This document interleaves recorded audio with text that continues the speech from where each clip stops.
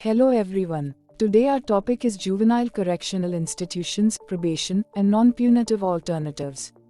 So let's dissect this topic in complete depth. A juvenile correctional facility is an institution that houses minors who have been convicted of crimes and ordered out of society, or those who are suspected of criminal behavior and who need to be detained during the course of their legal proceedings. Many of these facilities exist with the stated mission of rehabilitating these young people rather than punishing them.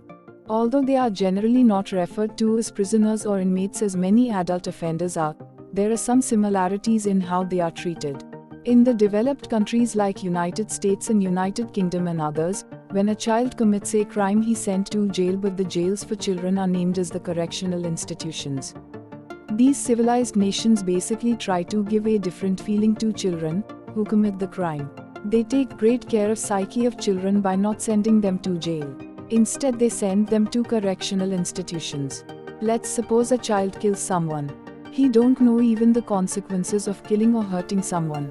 So in the developed countries, there are correctional institutions within their jails for the juveniles.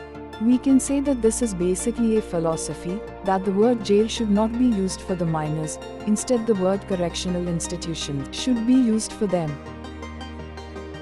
The goal of a juvenile correctional facility is generally to rehabilitate instead of to punish. As such, the youth detained in these institutions are often provided with an array of services and programs. This includes educational and skill-building programs, psychological and family counseling, and recreational activities.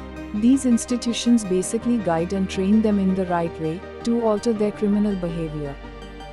Now let's discuss probation. Probation means that period of juveniles during which they are held under supervision in the correctional institutions. Usually a juvenile cannot be given the punishment.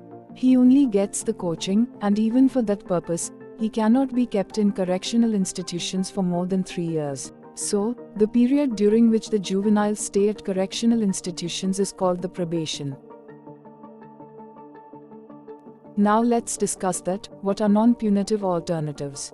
As we have established that a juvenile cannot be punished, so the important question is what could be the methods and ways by which a juvenile is treated.